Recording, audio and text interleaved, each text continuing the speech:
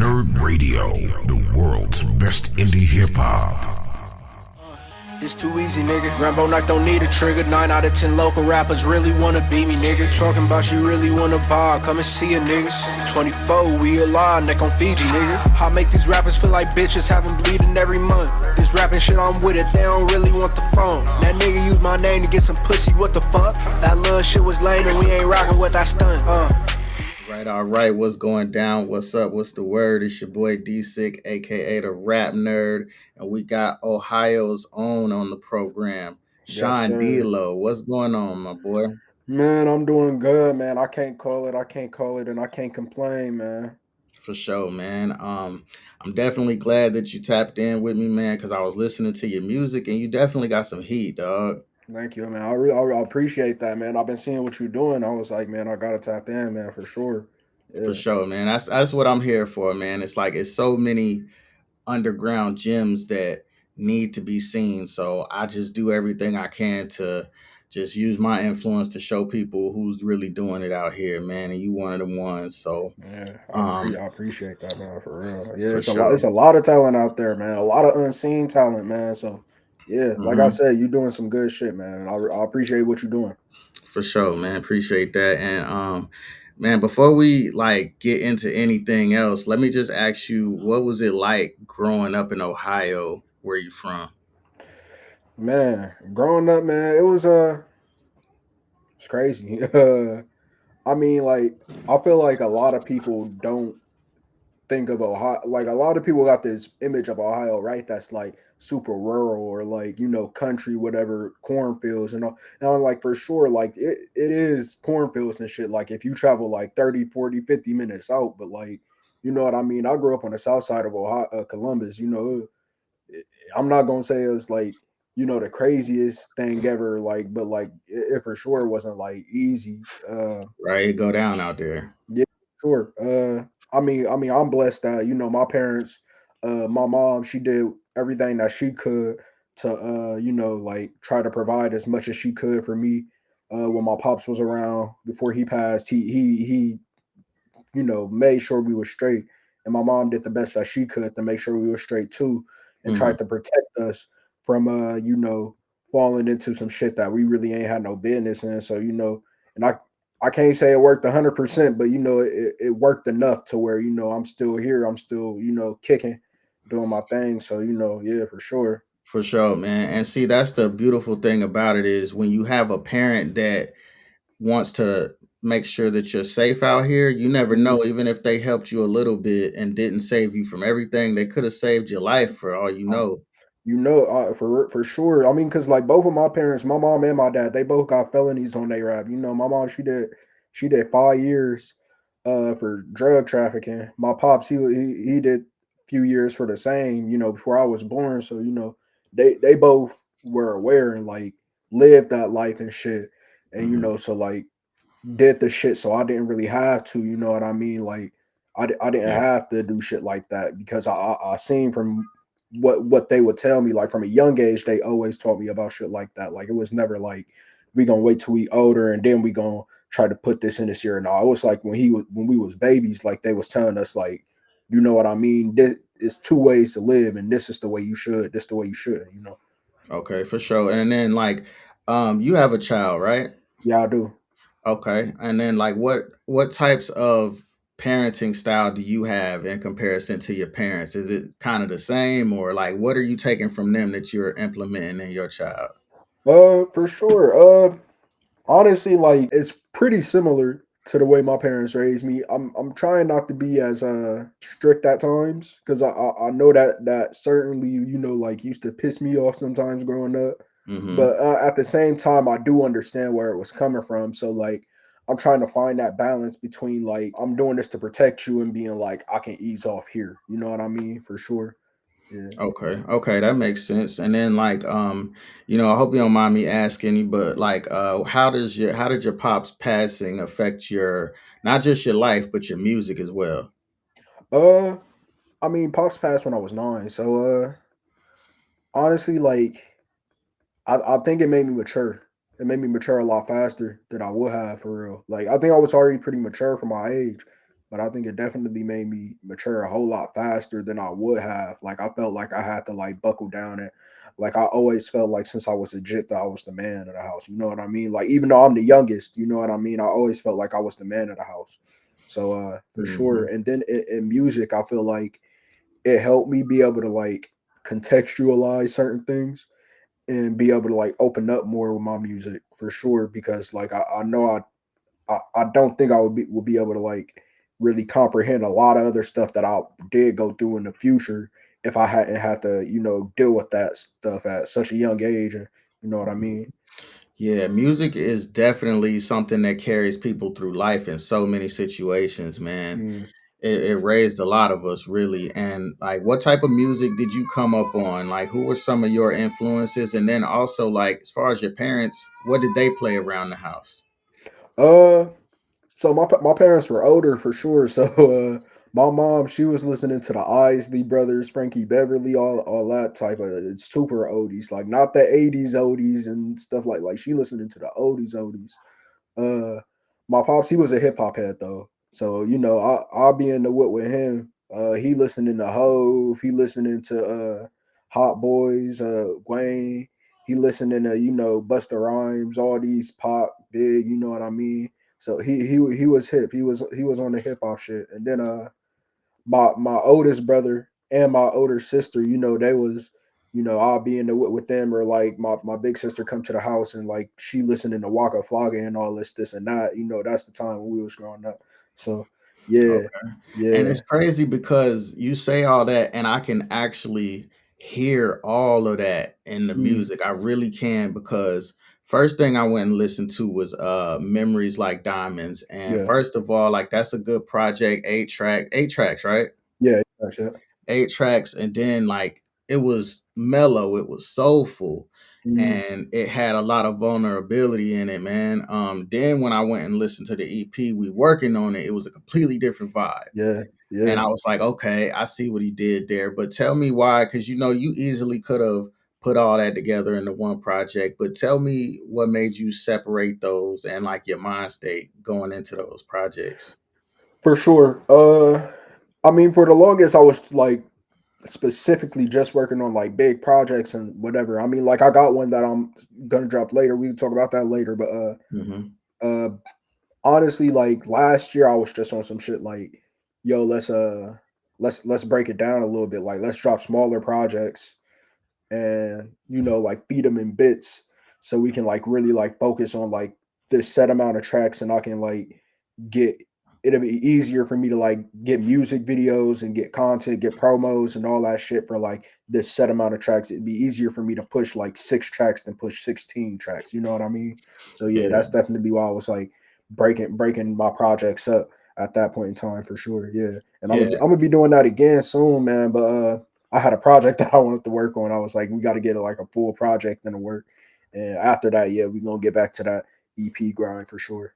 Okay, because I be trying to tell artists all the time, man. It's like the more pieces of content that you have on Spotify or whatever, then the more chances that you got for somebody to discover you. For sure. It just makes more sense just to drop song after song or EPs and stuff like that. And it's cool to drop a whole body of work every now and then, Mm. but like you got to keep feeding the people in bits, man. I think that's a really good strategy. For sure. Like I mean, like everybody has like had that experience. Like you can see an artist come out like a newer artist that you heard about, and you go to their page and they got like 2, 3 tracks on their Spotify. Like I mean, like yeah, you Yeah, might listen to them, but you're not as invested. You like, but as you see like an artist that has like a whole back catalog, it's like oh, I can dive. You know what I yeah. mean? For sure, man. Hey, and then we're gonna get into some of the quotes now that we done shifted over to the music. I Uh, wrote down a couple of things that you said that I want to yes, sir. get you to expound about.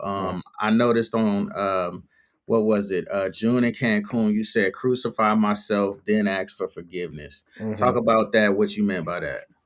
Uh, so I feel like I do a lot of I feel like I do a lot like putting myself out there and like Hmm. whether it's me trying to like be the martyr or like like be the guinea pig if you want to call it that, like I'm gonna be the first one to do this do that, and then like we'll figure out like if that worked thereafter. So that it was on that front for sure, but it also was like it's also like on like a more of a religious front. Like I try not to be. I'm not like a gospel rapper and a Christian rapper or anything like that. But I definitely got my religion. Definitely Mhm. got my faith. So like I definitely like do what I do, and like I was saying in the before when we were talking about growing up in the city, like I for sure have done like my fair share of things that I probably shouldn't have, and later like I'm like I like Yeah, it, we've all it's fallen time to short. wash our hands. Yeah, Yeah, ain't nobody perfect, man. yeah. For sure. Okay, that's dope. Oh, I think it's when I'm going when you said Mm, can't be fucking around. I got a kid now. We talked about that a little bit already, but do you feel like your child is your motivation?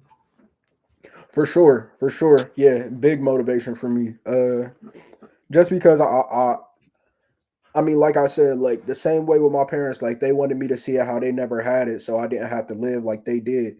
And I want to do the same for him. Like I don't want him to like be in certain situations, dumb situations that I found myself in. Like I don't want him to like have to go through shit like that or have to feel like he needs to be this type of person, that type of person. So for sure, it's Hmm. definitely a motivation to like grind harder and get this shit right for him. Yeah. But yeah, Yeah, for sure. Cause I just had my firstborn son a year ago and a for year and a half sure. ago, and it's like I be trying to say that if a kid don't push you to get your shit together, then nothing will, man. For real. That's a fact, bro. I know you felt that too. Like when you in that delivery room and they put that Oh baby in man. your hands, Hmm. like it's instant. Like I swear, I was telling before, I was like, "Man, I ain't gonna cry in there. Like, oh, I'm a G, I ain't gonna cry.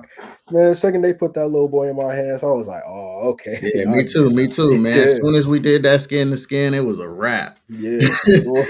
But hey, also somewhere on that project, you said sometimes I forget to text my fam. I feel like I backed away because ain't nobody give a damn. You talk about going MIA and stuff like that. So we talked about your son and the importance of family in general with your parents and everything. But talk about the family and friends that you feel like you got to back away and step away from, and why you have to do that. Hmm. For sure. I feel like that's a problem that I do it like all the time. Like I always got family being like, bro, you don't never pick up your phone. Like you don't never answer the phone. We be calling you, texting you. You don't text nobody back. You don't call nobody back. I'm like, I know I'm sorry. Like I just be so busy, like doing what I'm doing. Like, bro, I ain't go to sleep last night till like 4 a.m. Bro, I was making music. I was just grinding. but and that's where I be at. Like I get so caught up in my work that it's like like I do forget to text people back. I do forget to show love. I do forget to tap in and see how motherfuckers doing. And Hmm. I know it fuck with people sometimes, but then I'll be trying to explain. I'm like, I know I'm sorry, but they're not always gonna see it the way I see it because you know what I mean. Like I mean, like it's a creative venture. So you know what I mean. Like it's not something that's proven. So you know what I Yeah. mean. It's always like a little harder to see it from that angle when it's not like something like, oh, he's in school. Nah, it's just like, oh, he's just making music, he's just fucking around in their eyes. But in my eyes, like Mhm. it's something different. Like I know, you know what I mean? No, So for sure. I yeah, definitely can relate to that because let me just say, like, as a bit of advice, whenever you on a mission, like when God really puts you here on a mission, you just ain't got time for everybody all the time. for And then it's sure. like, as far as the family, it's like, my heart. Hmm.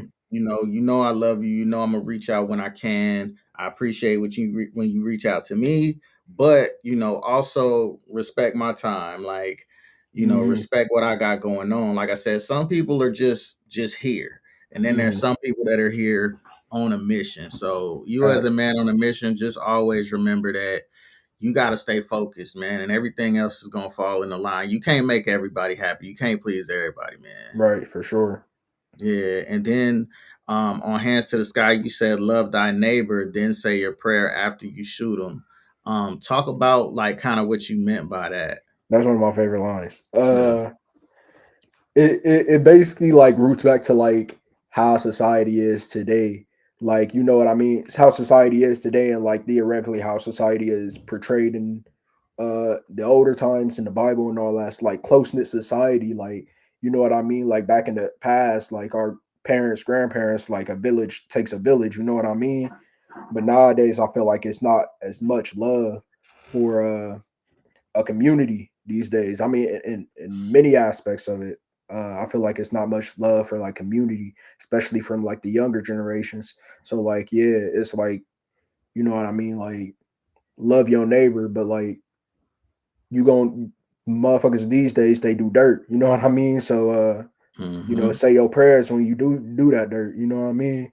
For sure. Okay, Mhm. I like that. And then going over to the EP we working on it. Mhm. That was you said you had a song called Forged by Fire. Yeah, yeah, yeah. And I didn't write down a particular line from it cuz just the whole song was deep. Just talk about like your inspiration and behind that and like the meaning of that song for the people who haven't heard it yet. Yeah, yeah. Forged by Fire. Honestly, I'm glad I dropped that track because I was playing with it in my head. I was like, damn, do I want to put this one out? Do I want to leave this one on the cutting room floor? And I ended up dropping it. Uh, Basically what I was talking about on that song, I was talking about a lot. I had the one line on there where I was talking about my brother who I got in an accident. And I remember that night vividly because I remember my mom was blowing up my phone, but I'm not answering. And then my aunt started blowing up my phone and she texted me, she like, call your mom, your brother just got in an accident. And I'm Mm, like, oh shit. So yeah, and I went and seen him in the hospital. I ain't never seen that boy in that much pain. Like, you know what I mean? Like he had his leg hung up and all that stuff. So I was talking about that. And now I'm just talking about like, cause like my whole life, and me and my wife were just talking about this earlier. She was like, you have been to like a lot of funerals, like you don't know a lot of death in your life, and I'm like, yeah. I mean, like that's just that, and I feel like it really made me the man who I am today because it really made me like realize how precious life is, and made me like really want to like again work harder because I want to be able to be that person that can provide. Like I want to be that person that can do something good for my folks while I got the time to do something good for my folks, you know? So yeah. yeah. Okay, okay. That's honorable, man. And then like just a quick personal question. Do you have any advice on marriage or like, can you talk about how marriage may have like either helped or hindered you along your career? Yo, just keep your business to yourself. I mean like that's the biggest thing I can say. Like Yeah. social media has this thing where like makes you feel like if you're not doing it this way, you're not doing it that way, you're doing it wrong, right? Because Hmm. everybody can put out the image that they want you to see on social media, but like you know what I mean, like just be happy with what you got and like feel that like you don't gotta display it for everybody. I mean like that's just me personally, like that's you know what I mean, like I don't feel the need to like broadcast it to the world, like because like when you broadcast your success to the world, they waiting on your downfall. You know what I Yeah. mean? Yeah. So and they're gonna try to like plot or like put things in position to see those bricks start tumbling down. So yeah, I kind of just like, we just happy over here in our little home that we got, so doing our own thing. Hmm. As far as how it's uh been in my career, uh I don't think it necessarily has hindered me a lot. I feel like I've grinded this year more than I have in ever, honestly. Hmm. Like just the last month of 2024 in December, like I was going crazy, bro. Like I did what like 4 or 5 shows. All none of them were here in the city, except for a one poetry event that I did. I did poetry once that was here in the city, but everything else I was doing, I was traveling outside of the city. Went to Youngstown, went to Detroit, went to Cincy, you know what I mean? Just getting around doing my thing as best as I can. So I mean, it is dope because like she supports me and she like understands like you know you gotta she knows like it's not gonna happen if I'm just sitting at home. You know For what I mean? sure, man. Hey, and that's a good married man answer, man, because you Yeah. didn't say nothing how it hindered you or nothing. You navigated Mhm. that well, man. That's what's up. And then, speaking of, you said you did some performances and all that. What's the underground music scene like out there? Honestly, I'm not gonna lie. Columbus got hella talent. Columbus got a lot of talent. I love a lot of the artists here. Um, I feel like we can be more close knit though, for sure. Like Hmm. like I was saying, I did that show in Detroit, and when I went out there, like it was almost a feeling of envy looking at how they are with each other because like it was everybody there was like supporting each other. They was all ready for each other. They was like, yeah, like everybody boys dapping each other up. Yeah, we gonna record. I don't even know you. I'm about to record you doing your thing, posting on social media. Like it was, I was like, damn, like it's not like that back home. Like, you know what I mean? Like you might can hit this dude up and hit that person up and like, yeah, we gonna make some music or whatever. But like you gotta make a bond for motherfuckers to really support you for real here. Uh and that that's the one thing that I feel like detracts from this city so much because like I said, it's a lot of talent out here. Like my boy, I think one of the hardest people out here is my boy So Random. I knew him since high school, man. I think he's so crazy, like lyrical ability crazy, like bro is so dope. Okay. But yeah, and there's a few other names I could name. Monroe Jordan. I used to stay with him a few years back. He's a R&B singer, crazy like crazy talent. Uh, Mhm. Maytona, Ivo 24K. It's a bunch of people. Keezy the Unkind, bunch of people out here that's just going crazy. But a lot of people just ain't like showing as much love as they can for each other. And I feel like that does hinder the scene a little bit.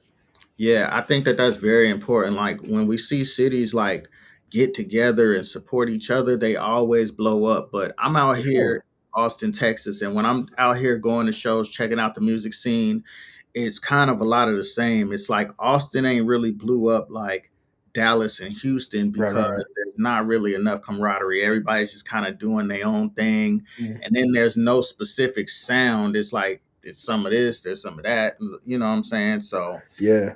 I feel that's like that's a big thing too. Yeah, yeah, the sound. Like it's not enough people that have like a distinct like people are either, you know, jocking after the drill wave, like Chicago drill, Philly drill, whatever. People jocking after that wave or jocking after Atlanta or jocking after the East Coast. Like I feel like it's not enough artists that like have like for sure taken influences from these sounds, but I'm gonna do my own thing with them. It's not enough artists that do that out here. Yeah, man. Hopefully that gets better out there, man. And Mm. I see that you said that you've been rapping for over a decade. Yeah, So, yeah. like, have you ever had a time where you felt like giving up over that period of time? And, like, what advice would you give for artists that are in that mode of wanting to give up? Yeah, for sure. I definitely have like had a bunch of moments where I was like, all right, this the last one. Like this the last run, this the last tape, this the last song, this the last whatever. But I mean every time I do it's like, nah, I love it too much. You know Hmm. what I mean? Hmm. I haven't felt that way in a number of years at this point, like probably since high school at this point. But yeah, honestly, like for anybody that's like in that mode and like feeling like, damn, bro, like it ain't happening, I'ma quit. I say like just really like a few things, like look at what made you want to do it for sure. Like listen to the artist that made you want to do it. Listen to that song, that project, whatever that made you want to do it. Uh I say and just think about how what it really means to you. What does this shit really mean to you? Like is it just fun? Is it just a hobby, or do you really like feel like you got something here? Do you really feel like you the one? Do you really feel like you can do this shit? Like really like take that into account and like if all comes into one hand, you like nah, like it really ain't worth it. I mean, like that's you. I'm not gonna tell you like keep doing nothing that you feel like is a, you know what I mean, like a dumb move. But like if you feel like you can keep pushing, keep going, bro. Like for Yeah, sure. for Like sure. don't let shit knock you off your pivot. Keep going. Yeah, and I like to let indie artists know that everybody has their own definition of success. It's like just Mm, make your own definition of success and chase that. You know what I'm saying? Everybody mm, can't be Drake. Everybody can't be, you know what I'm saying, Kendrick yeah. and all that. You just got to figure out what success is for you and attain that and be Mm, realistic with it and actually come up with steps to get there. And for manifestation purposes, I like to ask people where would you like to, like, what is your trajectory, what is it that you're aiming for as far as this rap thing, and something that we can look back on and be, I could be like, yeah, Sean D'Lo said he was going to do that and then he did that. Like, what's some things that you're trying to achieve? My main thing is I just want to be able to provide. You know what I mean? Like I said, I want to be able to provide. So as long as I can like comfortably make music and like focus on that, I don't got to worry about getting up to work no goddamn job or nothing like that. I can just Hmm. make music and plug away at that and do my thing with it and provide for my family, like then I'm cool with that. I would love to be that guy though. You know what I mean? Like, cause like I said, I got so much reverence for this hip hop shit. I love hip hop. Like I really love hip hop. Like from the oldest hip hop to the modern hip hop, like all hip hop, I love it. I want to be the one. You know what I mean? That's why I work so hard at this shit. That's why I stay up hours and hours and hours when I'm like, Right. man, bro, you can go to sleep. I'm like, fuck that. Right. We So your working yeah, I feel you. So your goal is pretty much just to be able to take care and provide for home, but like that's the most important goal. But also, for you would sure. love to be recognized by the masses for what you do. Yes, sir. Okay, that's what's up, man. Can you explain the name Broken Dreams, like your imprint? Talk about that a little bit, and then how you Yeah, yeah, decided to yeah. come up with that name. Yeah. So Poe is one of my favorite artists, right? And Dream, honestly, it did start off as like a grab from Dreamville back when we were teenagers. It was definitely a grab from Dreamville when we were teenagers. But I feel like it's taken on its own thing since we've been running with it. And honestly, like Broken Dreamers is just the one that's been told no so many times, but like you don't listen to no. Mhm. Like, you know what I mean? Like then got the door slammed in your face and everybody talking about nah, you can't do it, or nah, you ain't good enough, or you might as well give up now. You know what I mean? But you keep plugging away because like I'm still dreaming. Like I got this in me. You know what I mean? That's what Broken Dreamers is for sure. So everybody that's everybody that calls themselves a broken dreamer, they all feel that same way. Like, yeah, I'm gonna keep pushing, I'm gonna keep grinding because I know what I got and I'm pressured. So, yeah. Okay, I like that, man. And then I just want to let you know, just straight from me, I feel like you definitely have a solid plan. Sounds like you got the intellect to get all this done and achieve everything you want to Mm, achieve. I hear that your music sounds like timeless. You're not chasing trends or anything. So I think just because of that and your hard work and dedication, it's gonna work out for you, man. I appreciate that, man. I mean, that's the thing I really like look to do in my music. Like I know there's waves and hip hop, and like for sure, I love to like listen to like what's new, and I love to like hear things that inspire me. But ultimately, like I said, like you were saying, I really want to make timeless work. I don't want to make music that like sounds good today, and like 2 years from now, you listen to like, Yeah, that's the yeah, down. it's That's a kind of bad downfall of timing. a Yeah. lot of artists. So man, just stay true to you and it's Mhm. gonna happen, man. But before we get out of here, you want to let the people know where they can find you at? Yeah, for sure. You can find me on Instagram at official_Sean_Delo. You can find me on Twitter or X at Sean Delo 24. You can get me on YouTube, Sean Delo, uh, Spotify, Apple Music, wherever you stream music. Sean Delo, that's SEAND''Lo. Yeah, Okay, all right, man. And we're gonna sign off, man. Thank you again for coming on the program. for sure. Thank you for having me. I really do Yeah, appreciate you. And like I said, I love what you're doing here, man. So yeah, keep up what you're doing as well, man. I see yeah. what you're doing. I Check on, yeah. appreciate you, man. We're gonna get up out of here. So as I always say, until next time, if you don't have a vision, you better off blind. And if you don't live with a purpose, you better off dying. It's your boy D-Sick, the rap nerd. I'm out of here, man. We out of here. Peace. Yes, sir. You're now listening to Rap Nerd Radio, the world's best indie hip hop.